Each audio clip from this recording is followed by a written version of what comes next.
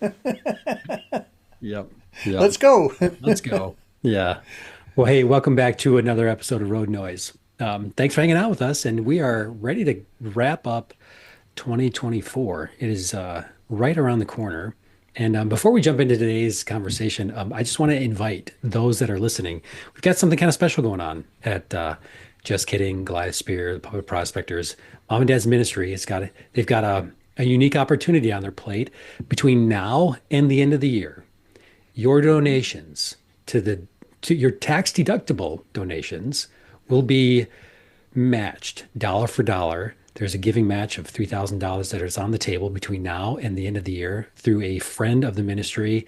And so we're just excited about that opportunity. And we would just love it if you would just pray over that possibility. And if you're feeling led to participate and support the ministry that has been going on for the last 50 plus years, that would just be a huge encouragement to, of course, mom and dad, but to myself. And we just love to see that match get fully utilized. So find the donation link wherever you're getting this, whether it's on Facebook or in the show notes here in the podcast or over on YouTube, and just follow it through. And again, your tax deductible donation will be matched up to the next $3,000. So I'm excited about that, Dad, and I'm excited Yeah, about me too.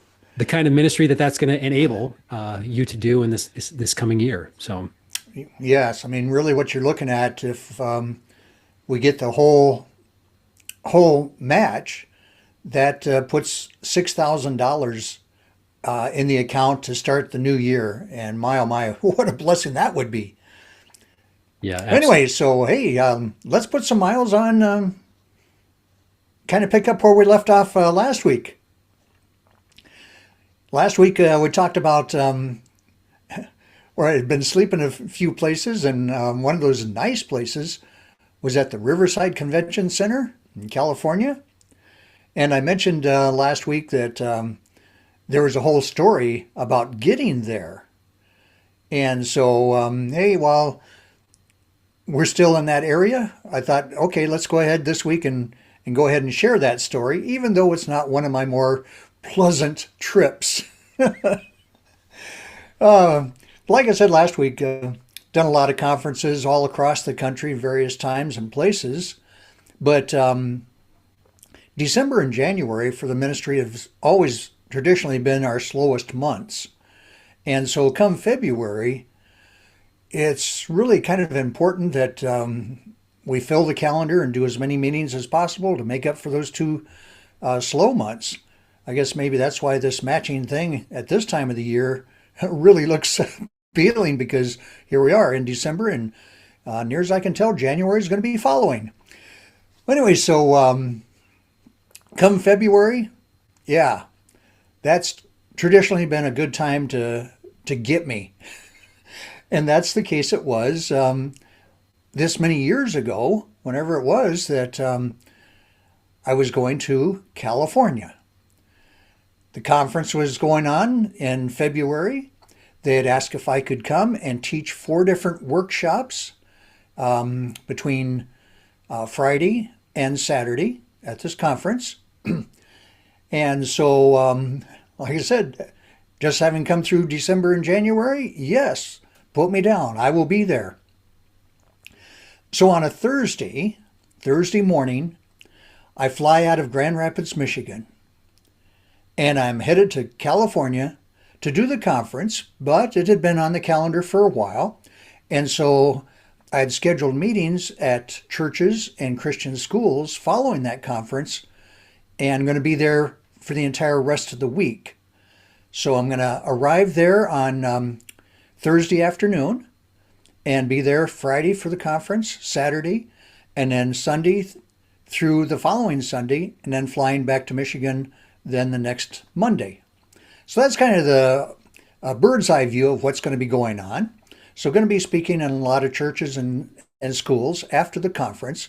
But right now I've got to get there, and I'm going by myself. So I've not only got the stuff that I need to do, the programs that I'm going to be doing in the churches and so forth, but I've got everything that I need for the conference itself. Which means, okay, back in this day, I had a briefcase and the briefcase is full of my lecture notes and lecture books that I had made up to sell.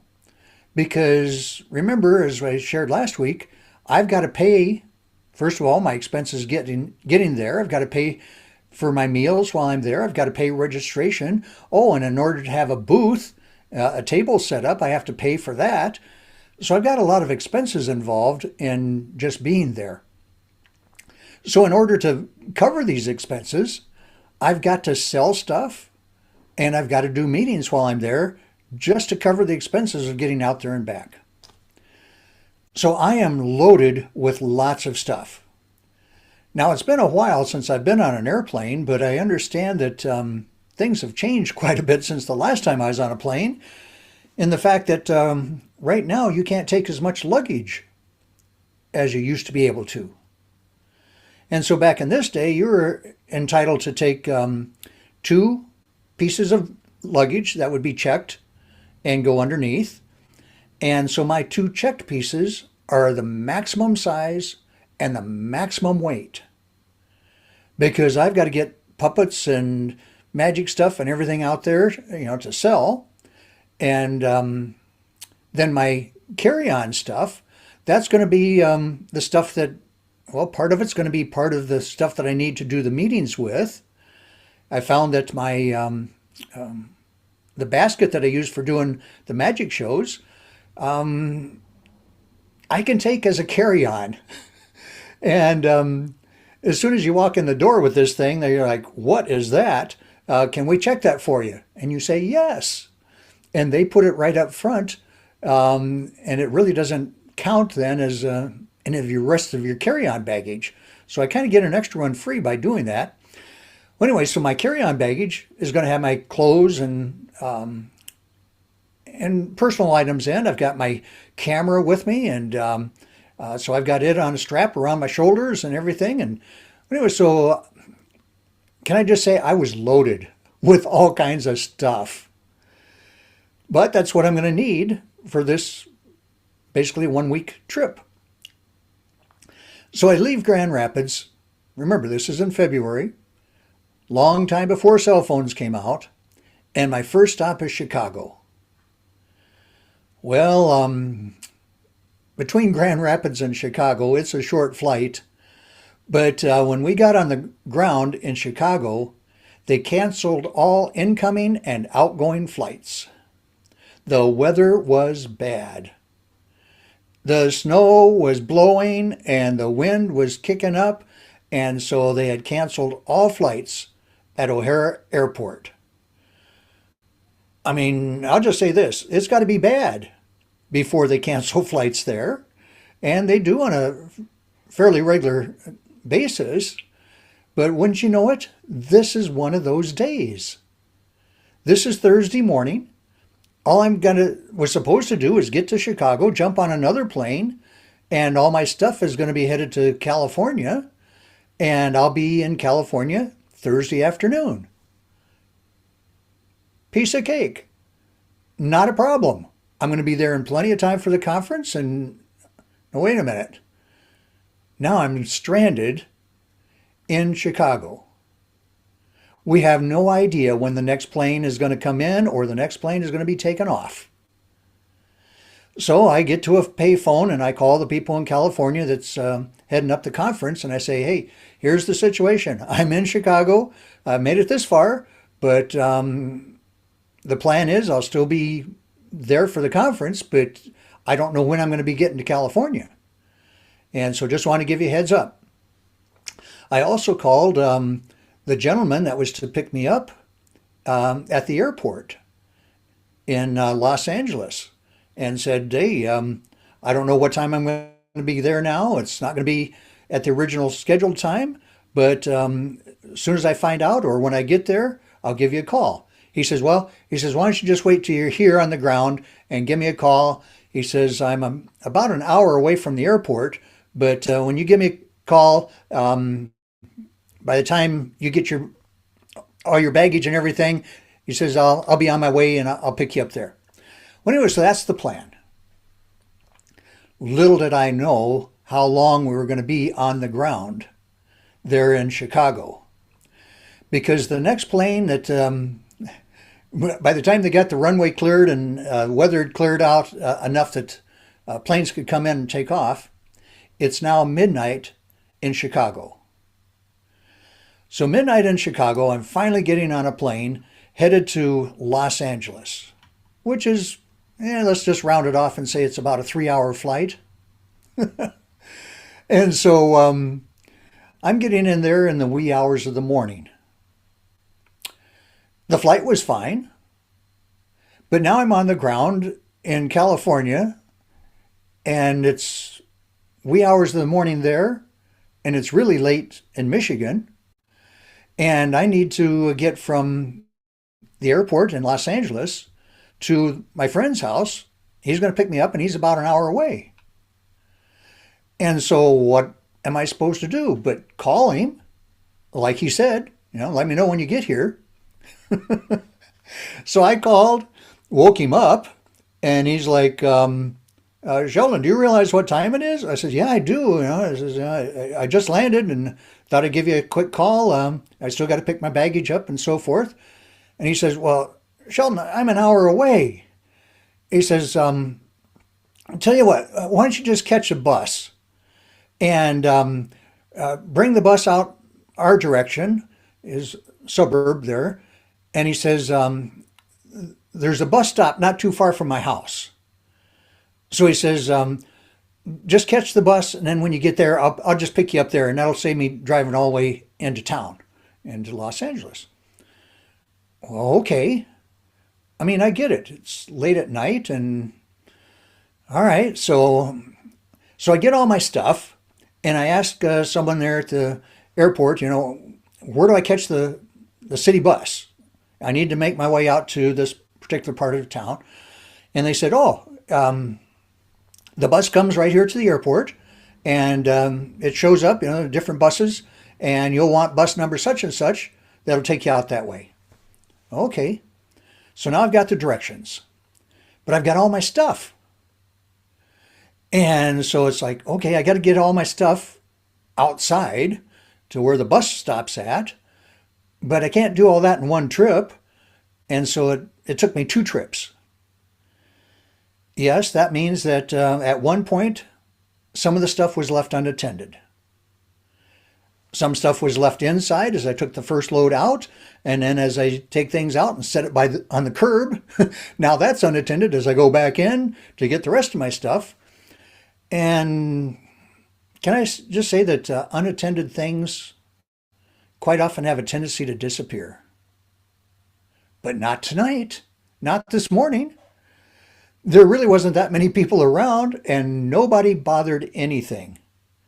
And so in 2 trips, I had everything out there. Everything was still in my possession, and I'm standing there in the middle of the night waiting for a bus to come.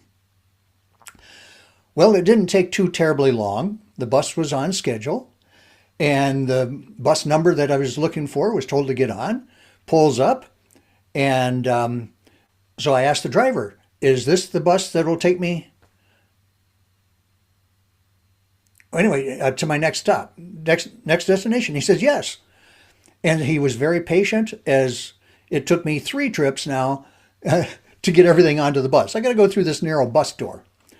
Well, anyway, so I get everything in. Like I said, it's the middle of the night. There's really not many people around, not many people on this bus. Myself and I think there's only like 2 other people on the bus. So I'm sitting right behind the driver, and he pulls out, and he asks, so where are you headed? And I told him. He says, well, this is going to be kind of tight, because he says, the bus that you need to catch quits running in 10 minutes. And he says, it's going to take us longer than that to get to that bus. So he says, by the time we get there, that last bus for the night is already going to be gone. I said, so what am I supposed to do? He says, buddy, the best thing I can tell you is at the very next stop we get to, you get off and you wait there until the next bus comes back that goes back to the airport. I'm thinking, I just came from the airport. He says, get back to the airport, and once you're there, wait for bus number such and such. That'll take you to downtown Los Angeles, and it'll drop you off um, basically at the Greyhound bus stop. Because he says Greyhound's going to be your only way, other than a taxi, to get all the way out to the suburb that you have to be at, which is an hour away, if you're just driving. So it's like, oh boy, you got to be kidding me. Well, what have I got to do but follow his instructions? And so, sure enough, the very next stop that he gets to, I get all my stuff off, and I'm standing there in the middle of the night waiting for the next bus to come to take me back to the airport. I don't know what the bus schedule was, but I'm guessing I probably just missed it because it was about 45 minutes later that finally a bus shows up that's going back to the airport. And so again, I pile all my stuff on there, and as I'm headed back there, I'm clarifying my directions with this bus driver. Okay, if I understand correct, there's going to be a bus coming by at the airport that's going to take me downtown Los Angeles, that's going to get me to the Greyhound station. Is that correct? He said, oh, yeah, yeah. He says, it won't be a long wait either. And he was right.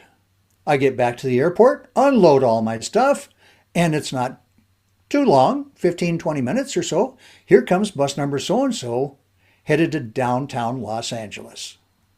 Finally, here I am back where I started, but at least I'm headed the right direction.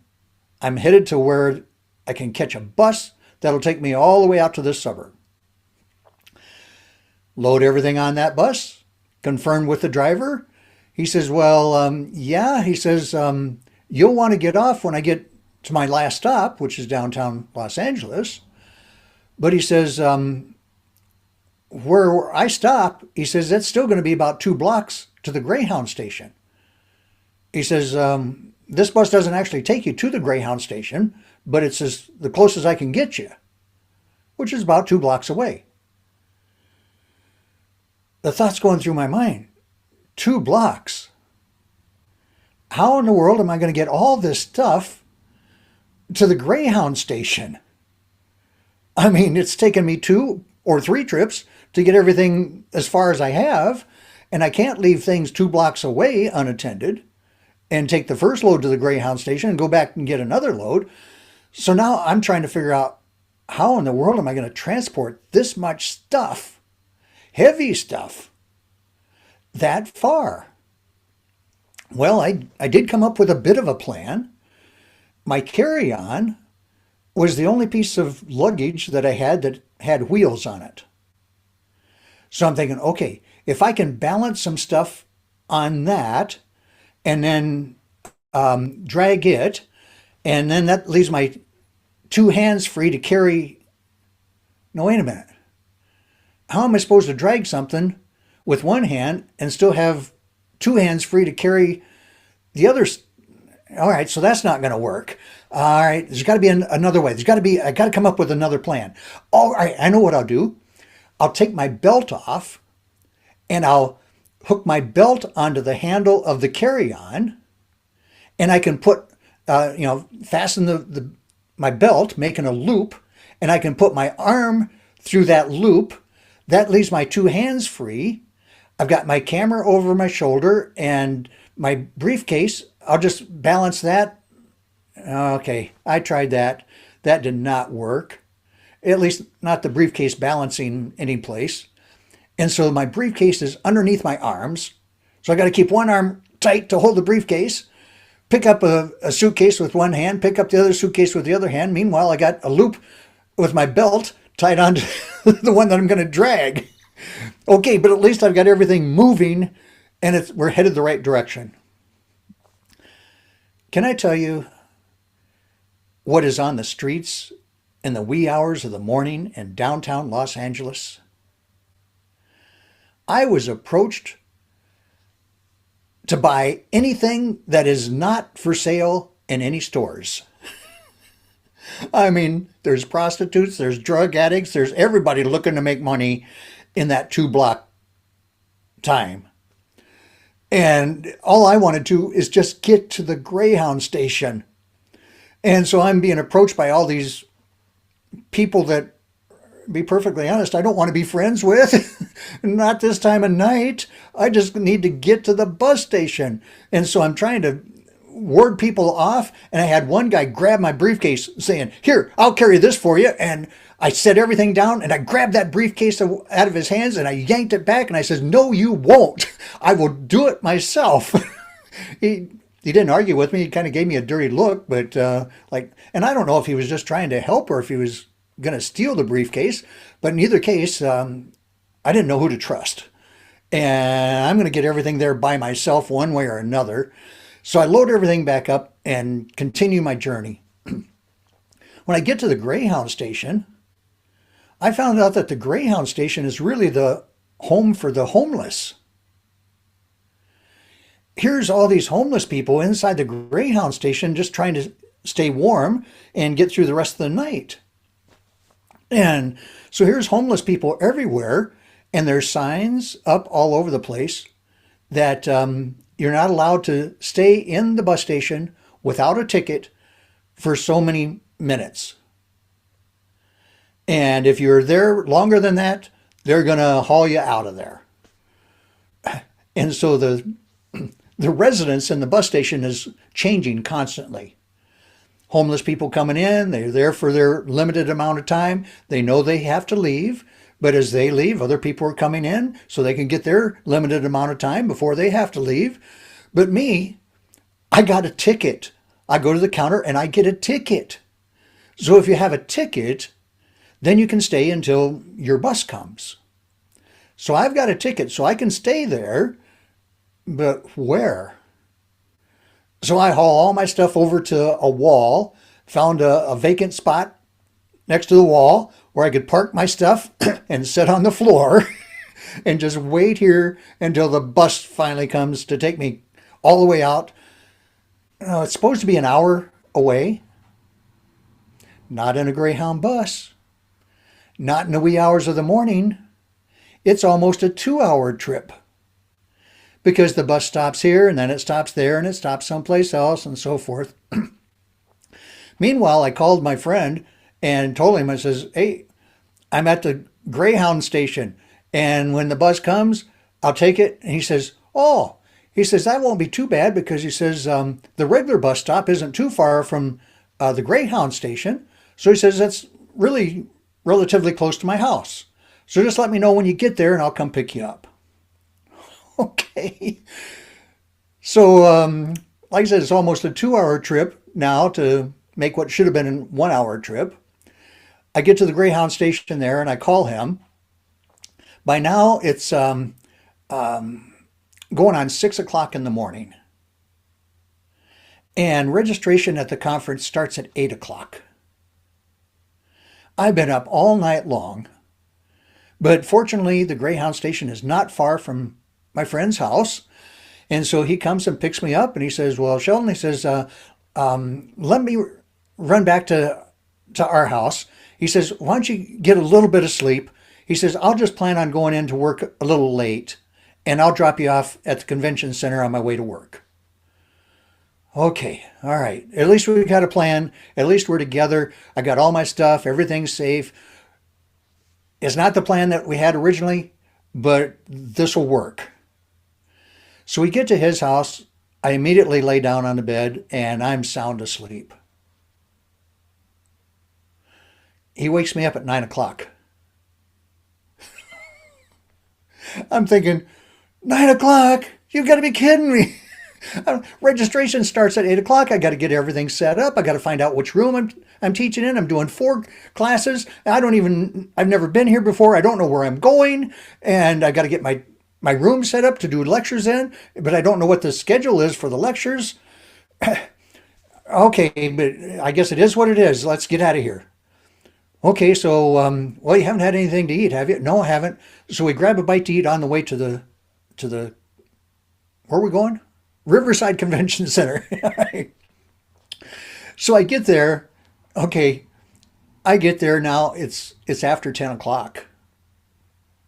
And like I said, I don't know where to go. And he drops me off, and I get everything inside the door, just leave it there. And there's people everywhere. But I got to find who's in charge around here. Where do I go? Where do I set up? Where's the dealer's table at? What rooms am I lecturing in? What's the schedule like? When am I lecturing? Well, it took a while to find that person. And when I did, it wasn't like, oh, Sheldon, I'm so glad to see you. We've been praying for you, hadn't heard from you, since you're in Chicago. We didn't know if you're still snowed in there or what, but man, I'm glad to see. No, that wasn't it at all. It's like, where in the world have you been? The conference has already started. You were supposed to do the first lecture. Well, I wasn't there. And so this gentleman found somebody else to fill in and do the first lecture. Oh, and then he goes on to say, oh, and since I had contacted you and asked you to come and teach, I had a lot of other people that wanted to teach as well. And so instead of doing four classes, I put you down for two. Oh, but the one was supposed to be the first lecture today. And so I gave it to another guy. In my mind, I'm thinking, okay, it's no real big deal because, like I said, I've done lots of these conferences before. And if you have to fill in for somebody else that's not there yet or whatever, you take their spot and then they take yours or vice versa. So I figured, okay, if somebody's filling in for me right now. Sorry, I didn't know. But I guess, what time was he supposed to do his lecture? And I'll fill his spot. It's like, no, Sheldon, he's doing an extra lecture.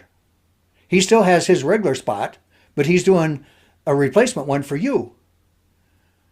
So I'm saying, so how many lectures am I actually doing? He says, you're doing one tomorrow, Saturday. I've traveled all this way, brought all this stuff, and I'm going to do one lecture? Now, typically, these people didn't know me, but typically, if you do one lecture, if you do a good job, people like that, and then the next lecture you do, you'll have those people back plus some more. And by the time you do the fourth lecture, it's going to be like standing room only. But if you're only doing one lecture in an area where nobody knows you, you're going to be lucky if anybody shows up. Oh, and remember, this is the same conference where Sherry Lewis is teaching. And guess who's teaching the same hour that I am? Right down the hallway. Well, I had more people show up at my lecture than I expected, but it was not one of the larger attended ones, as you can imagine. And I'll be honest, if I would have had the privilege, the opportunity, I would have gone to Sherry's lecture. It's nice just meeting her and talking with her and so forth and, in person, but I wasn't able to attend the lecture that she was doing that hour. Can I say this? It was just, it was a non-profit conference for me.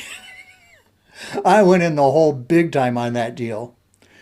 I'd made arrangements to rent a car. And so as things wound down at the conference that evening, I found someone else there and asked them, would you be able to give me a ride just a few blocks down the road? I need to pick up a rental car. And this is a guy that I knew from doing other conferences and so forth, and he already had rented a car. So he said, sure. So he took me down there, and I picked up the rental car that I'll have now Friday until the following Monday when I drop it off and fly back. I will say this, God was good. Yes, I spent the night there Friday night, sleeping in the front seat of that rented car. Was there and did my one lecture on Saturday. Spent the night in the car Saturday night. Showed up at the next church Sunday morning. Things went great. Was at another church Sunday night. Things went great. Was at a Christian school the next morning. Things went great. And it was an incredible week of being able to share the gospel with hundreds, probably 1,000 people or more. I'm sure it's more than 1,000 by the end of the week, because every day I'm at a different church, every night during doing schools during the daytime.